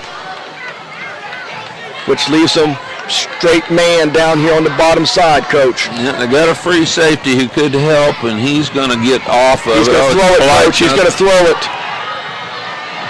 Oh, nice try. Beautiful conceived play right there. a hitch pass, and then we're going to have... We've got two in different places. Now, the one could maybe be a roughing. I'm just not sure what this down here is. Illegal forward pass. So that means that he threw it forward to Ja'Kai, and Ja'Kai threw it. Would you think that's what it was? I would guess that's the rule. Does it have to be a lateral for him to throw it again? Even behind? Yeah, I guess when I designed a play like that, I guess it was always a backward pass because I never gave a thought to you couldn't throw it forward. I thought if you caught it behind the line, I know in the NFL you can't do that, but I thought in high school if you catch the football behind the line, you can throw it again, but I guess you cannot. Well, Coach, you were spot on watching what was going on in the huddle, but you knew Polite was going to have some kind of role in it, and there it was. Good call. And again, Southlake stands up, and Brandon Walker's back to receive the punt from Ja'Kai Polite, who's now thrown it, and tackled people, and punted it. That's one way to be a triple threat, right? Yes, it is. That's what. And that guy's got all kinds of ability. All right, Mainland is lined up in their punt formation.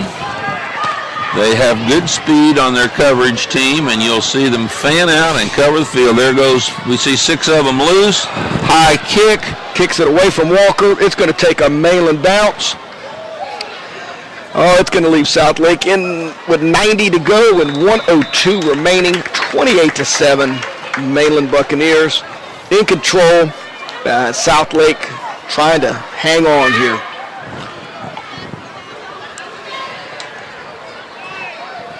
Southlake will get the opening kickoff to start the second half. Is that correct? I believe Mainland received the first kickoff, but you correct me on that. That is correct, Coach. That is correct. So Southlake with 1:01 to go here. It will surprise me if they do much other than just try to maintain possession of the football, knowing that they got the third quarter. They'll come out and get the football here. But at the very least, at least they avoided that double score situation. Yep. Wow. Wow.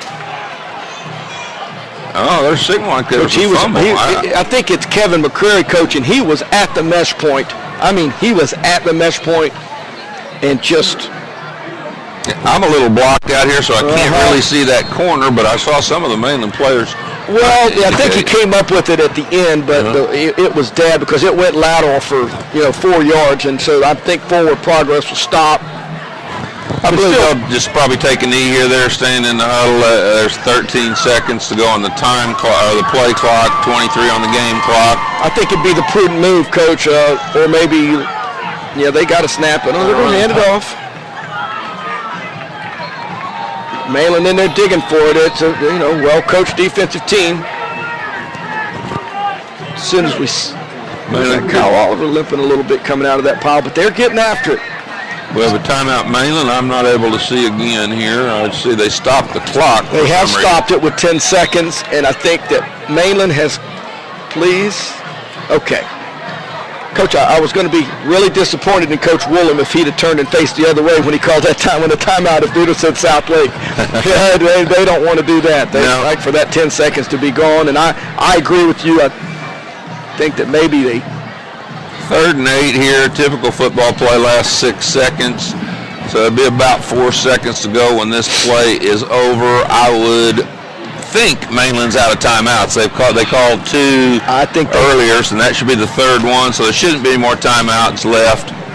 And I'm sure both teams have been apprised of that situation. So we'll see how Southlake responds. If Mainland's out of timeouts, they probably will just take a knee. If they're not, they might try to run some sort of a play that eats a little bit more of the time off. Yeah, maybe some kind of roll, pass. I don't know. We're going to see, Coach. They handed it off last play, so you're a running football team. I guess you've got confidence in your ability to do that. But just as they can make big plays on offense, the Mainland's just as apt to make a big play on defense. Toss. Yep. Almost intercepted. Coach, this is really, there's 4 seconds, 3, 2, 1, and that'll do it for the first half. We're going to take a break here at Larry Kelly Field. 28-7 in this regional quarterfinal game. The Mainland Buccaneers on top of the Southlake Eagles. The Southlake Eagles going to try to regroup at halftime. And the Mainland Buccaneers will get the ball in the second half, and we're going to see how they can respond to being down to the #1 team in the state. We're going to take a break. We'll be right back with some halftime banter.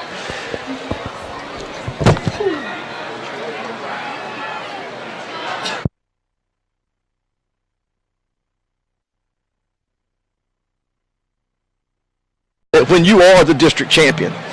Yes, you know, Steve, every time I can remember being in the playoffs, I didn't really give a whole lot of consideration to it.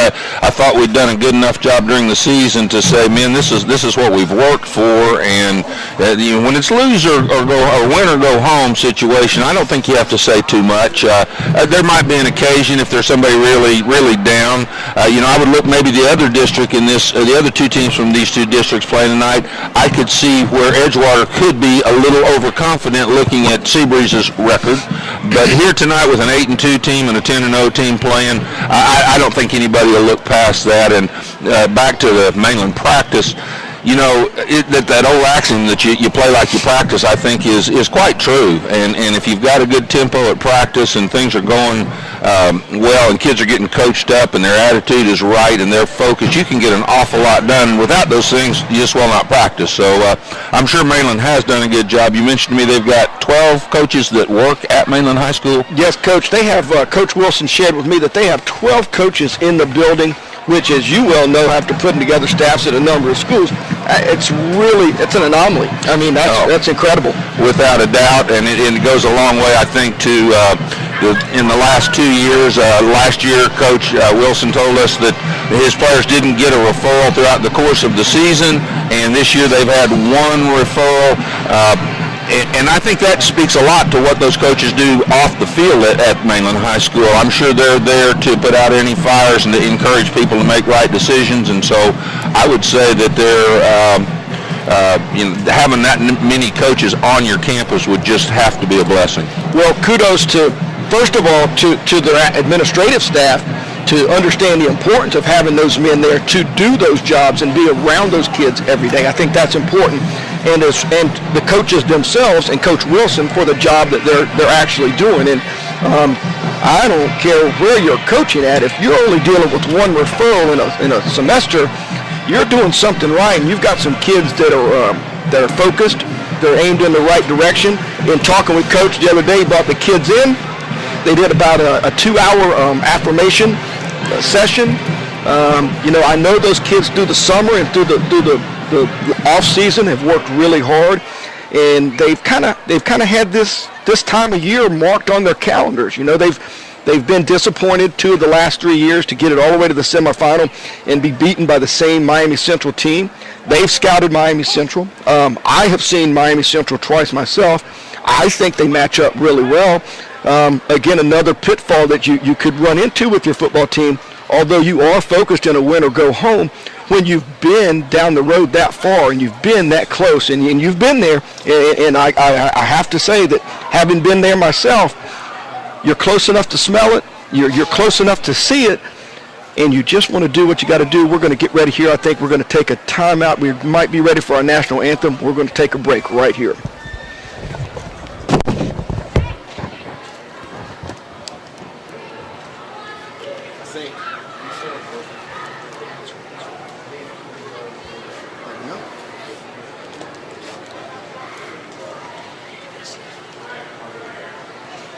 I didn't even know there was a clock here. You can't really see the clock that well over there. It gets a little skewed up over there when you.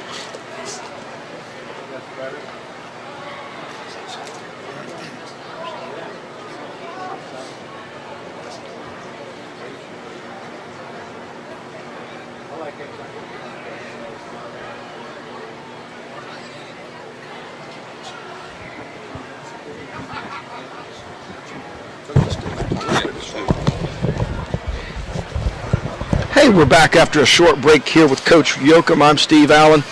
We are going to take a break shortly for the national anthem, but we're not ready for that. So why don't we take this opportunity, Coach, to talk about our playoff matchups of our area teams. All right. First of all, we've got in this very same region the SEABREEZE SANDCRABS at 4-6 taking on the Edgewater Eagles. SEABREEZE, well, here comes the national anthem. So we will stop this time, and they will play it.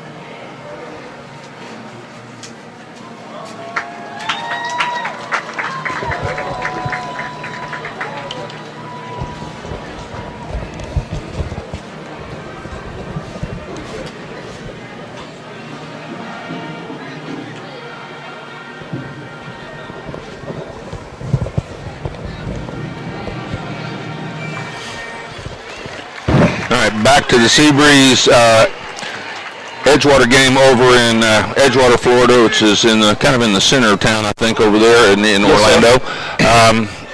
That football team over there has a very powerful offense, and we understand not a great defense. You never know. Scores are hard to, it's really hard to judge because you don't really know the level of the competition, but that's the best case scenario for SEABREEZE, is to play somebody that they have a chance to move the ball and score some. If they're playing against a really, really tough defense, I think it might be a little tougher for SEABREEZE, but we can hope that both Mainland and SEABREEZE can win tonight, and if they do, there'll be a rematch right here at Municipal Stadium a week from tonight. And I think that's an awesome setup where you've got two teams that are long-time historic rivals who have an opportunity to come back and play each other. But, Coach, I think we might be getting ahead of ourselves as we have the captains getting ready. I see we've got Tow Truck Harris, we've got A.J. Westbrook, we've got Kyle Oliver, and I believe we have also number 15 there. That is Will Collins. And, Coach, Will Collins, just while we're on Will Collins, in the absence of Kalo Hanna, who could be back tonight,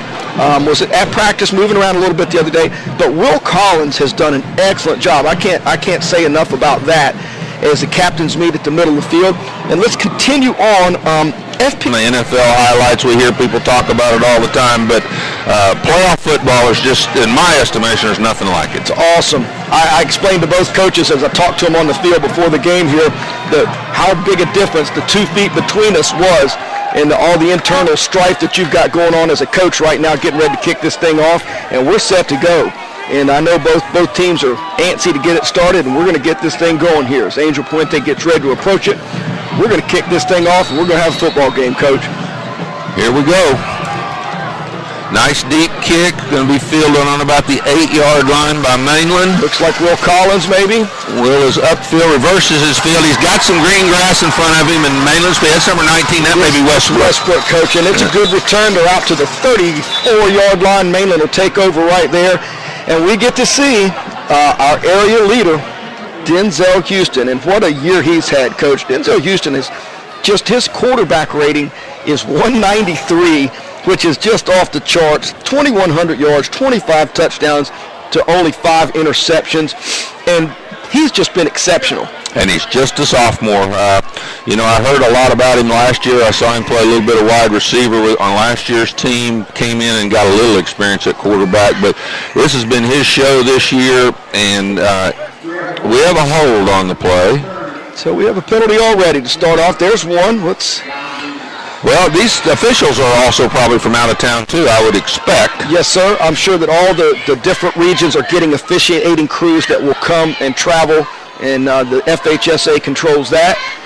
I always felt that the pace of the game picked up when you got to the playoffs. They seemed, the good crews seem to get the ball spotted and get you ready to play, and you better be ready to go. They sure do, and one of the tough things with that is you don't know how to handle, some of those crews because you've handled them before. These crews are new, so you as a staff, you have to kind of manage that too and how they're going to call the ball game.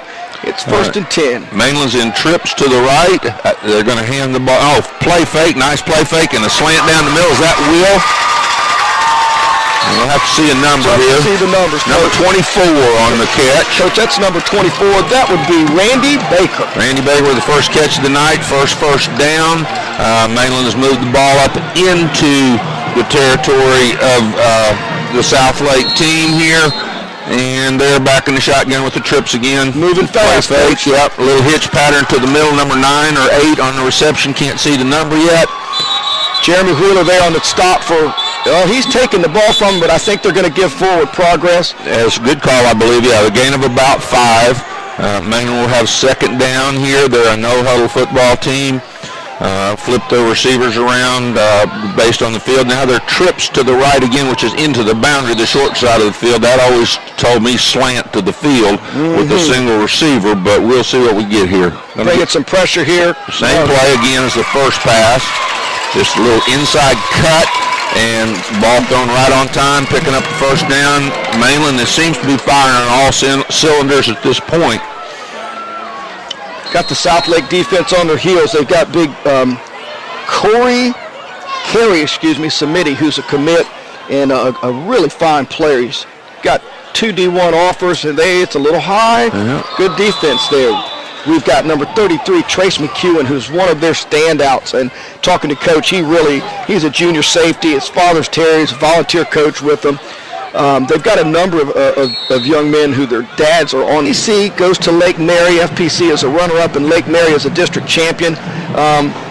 Coach, that should be a really good matchup. FPC's got Keyshawn Bortberg, the leading rusher in the area, has rushed for 1,600 or 1,700. Let me get that right. Let me get it exactly right. He has rushed. Wow, he's rushed for 1,344, and he is something else, Coach. I think is the best running back in the area. They'll have their hands full tonight at Lake Mary. What about DeLand and First Coast? Well, I understand First Coast has an outstanding quarterback, and they're either 9-1 or 10-0, I believe. Steve, 10-0, and it's DeAndre Johnson. He's an FSU commit. Well, I really feel like that Treasure Coast will. First Coast will take charge of that ball game. And DeLand, and I texted Coach Thompson yesterday, just congratulating him on a great year. They had a slow start and came up with some quality wins over teams like Madison County. They beat a SEABREEZE team here. We saw they've done a great job, and I think that's a good matchup. But I'm with you on that. I think First Coast has got too many guys. The next one in Class 2A. We have Winter Garden Foundation playing against our Warner Christian Eagles here.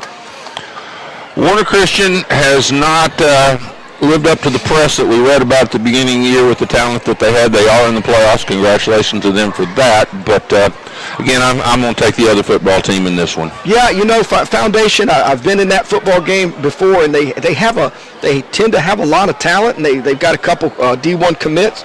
I think that's going to be an interesting matchup. Warner Christian hasn't won a football game since October, and with a young bunch, and I'm understanding that Damaris Tillman could have an injury, and if that's the case, it's going to be a big hill to climb for the Eagles, I tell you right now, because Tillman is the heart and soul of that football team. Moving on to your favorite bunch, the Taylor Wildcats. They got to travel to Dixie County.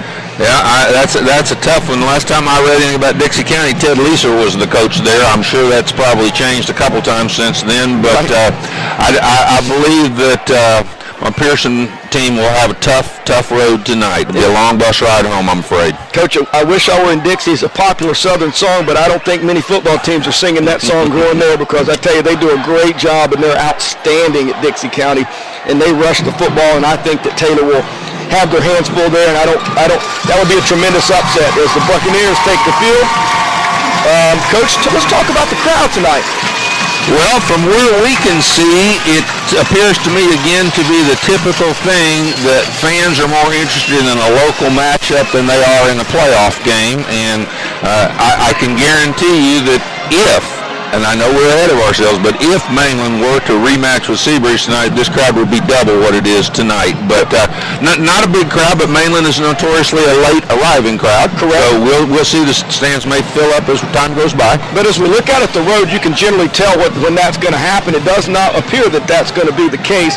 And one of the things that takes place with that too, Coach, is the other teams, they're only, 4 area teams that are playing or whatnot, and those teams get either put out or what, and other schools bring people and fans, and it adds to the whole allure. So it looks like the Buccaneers are getting set to receive, and it should be Angel Puente for the South Lake Eagles, teeing it up in the middle of the field and getting ready to get this thing started. Coach, I'm excited about this. I am excited about this too, Steve. As you well know, this is what everybody lifts all the weights for in the summer. We see that on the staff. They have 3 actually. Tony McCoy's one, former Gator, and his son will be in there getting it done. It's TJ, number 70, 6'3", 295. Doubles formation, 2 receivers right, 2 left. Adrian Killens, the running back, in the backfield. One of the things that Mainland does is they call a snap count to check the defense, then they check the sideline and see what kind of play they want to run. So first time we've seen doubles formation. And they're bringing both inside backers on a run blitz, and they beat it, Coach. Yeah. Wow. Yeah, they sure did. Killens somebody hit him about the line of scrimmage, but he ended up making maybe a little over 9 yards. It's going to be short yardage for the first down here. Makes it tough on you if you're going to bring inside pressure and you don't make the tackle. Then the secondary's gotta be tacklers. Those safeties are within 5 yards of the line of scrimmage here, Coach, and I'm not sure this coverage. They're cheating it out here right now. We got doubles again, 2 receivers to each side. Killens fake, and up the middle goes our quarterback right here, Denzel Houston, picks up the first down. So now we've run the quarterback, we run the tailback, and we've thrown to several different receivers right here. It's hard to figure out who South Lake might key on because they've got so many weapons in blue. They sure do, Coach, and they're doing a good job of mixing it up and spreading the ball around. Double formation again, 2 receivers left, 2 right. Adrian Killens on the right of the quarterback. He's going to flare. And, we got an out pattern on the sideline, caught. Going to be inside the 10-yard line. It's going to bring up 2nd and 2. Yep, gain of 8 right there. I tell you what, he's been spot on so far, Coach. Throwing the ball well. I actually thought he was trying to get the ball to the back end. I did too. Right there. Yeah, but nice timing route. Just as soon as the receiver broke, the ball was there. Trips to the left, which is the wide side of the field. Adrian Killens is looking to see which side he's going to line up on, which is also the left. That gives them a really strength formation to the left. 1 single receiver to the right. They've got 2 men over there on him. Here we go. Killens, they're not going to cover the number 3 receiver, and they're just going to keep throwing it to him. That's about the 4th throw to the number 3 receiver. Again, that was Randy Baker on the catch. Well, they're bringing 2 and 3 backers at a time, and they're leaving some soft areas, and those wideouts are doing a good job of getting in there. And Mr. Houston's doing a fine job of finding them right here. In Mainland, we're 3 minutes in. We're not even 3 minutes in yet, and Mainland has matriculated the ball all the way down to the 3. All right, we got trips left, ball in the middle of the field. Here comes Killens with the run, touchdown Buccaneers. Coach, that was pretty efficient right there. Yes, it was. Hardly any mistakes other than the hold on the kickoff return. This is indicative of what was going on at practice, just like you alluded to earlier. You practice like you play. These guys have come out, they're firing on all cylinders, and they are getting it done. Mainland comes out in their muddle huddle. They've got 3 linemen and a receiver to the left and 3 to the right. Then they're going to shift in for their extra point. Pete Baudette in to kick. He's 33 for 34. Make it 34 for 35. And the Buccaneers are up with 9:17 left. It's 7-0, just like that, Coach. Not even 3 minutes into the ball game, and the number 1 ranked team in the state is on the scoreboard. Well, we'll see now how Mainland's going to defense if we see the veer from South Lake. We'll see what Mainland's plan is there. They typically bring their inside linebackers to try to bust up everything and try to mess up the timing. If South Lake can block those guys, it'll be just like you were talking about a while ago. You bring those linebackers against the option,